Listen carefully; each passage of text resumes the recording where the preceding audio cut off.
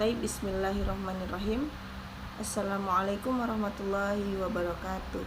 Nama saya Vivi Delvina dengan NIM 1811253. Baiklah, di sini saya akan sedikit mempresentasikan resume saya dengan judul Kebijakan Pendidikan di Malaysia. Pendidikan di Malaysia pada dasarnya mengadopsi sistem dari negara Inggris, sebab Malaysia merupakan salah satu negara bekas jajahan Inggris. Hal ini yang menyebabkan Malaysia maju di bidang pendidikan, di mana negara Inggris sangat memperhatikan pendidikan untuk negeri jajahannya. 3 rahasia keberhasilan pendidikan di Malaysia, yaitu yang pertama, mau belajar dari negara lain yang lebih dulu maju. Yang kedua, mau mengalokasi anggaran pendidikan dalam jumlah yang cukup memadai. Yang ketiga, membuat perancangan jangka panjang yang sistematis dan dijalankan secara konsisten. Pemimpin negara Malaysia meyakini hanya dengan pendidikan yang bermutu, maka bangsa Malaysia bisa menjadi bangsa yang terhormat. Secara konsekuen, mereka menjalankan perencanaan jangka panjang yang telah disusun dan diputuskannya.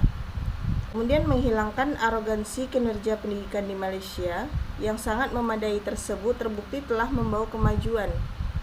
Kemajuan ini sangat berarti bagi bangsa Malaysia itu sendiri dan dalam banyak hal yang telah meninggalkan negara-negara yang dulu pernah dianggap sebagai gurunya. Dari tatanan aplikasi, pemerintah Malaysia menyediakan sarana dan prasarana belajar yang sangat baik dari segi sumber ilmu yang berasal dari buku-buku dengan cara menyediakan perpustakaan yang lengkap maupun beasiswa yang diberikan kepada orang yang masih belajar. Kemudian di awal karirnya sebagai Menteri Pendidikan Malaysia tahun 1974,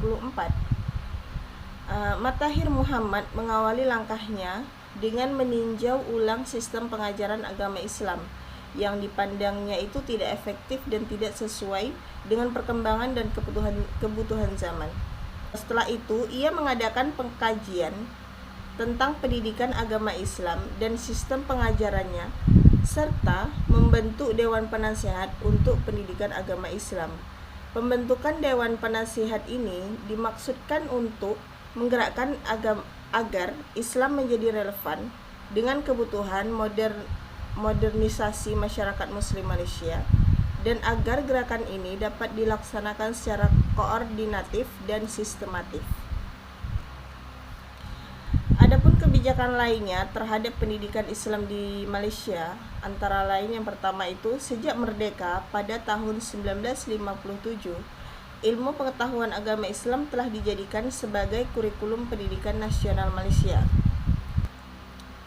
Yang kedua, pada tahun 1975, berbagai langkah penting untuk memperkuat pendidikan Islam ditempuh oleh Departemen Pendidikan. Yang ketiga, pada tahun 1982, Perdana Menteri Mahathir Mohamad mengambil keputusan untuk menjalankan kebijakan penanaman nilai-nilai pendidikan Islam di pemerintahan. Yang keempat, tahun 1983, Departemen Pendidikan menyatakan bahwa nilai-nilai moral akan diajarkan kepada pelajar non-Muslim, sementara ilmu pengetahuan agama akan diajarkan kepada para pelajar Muslim.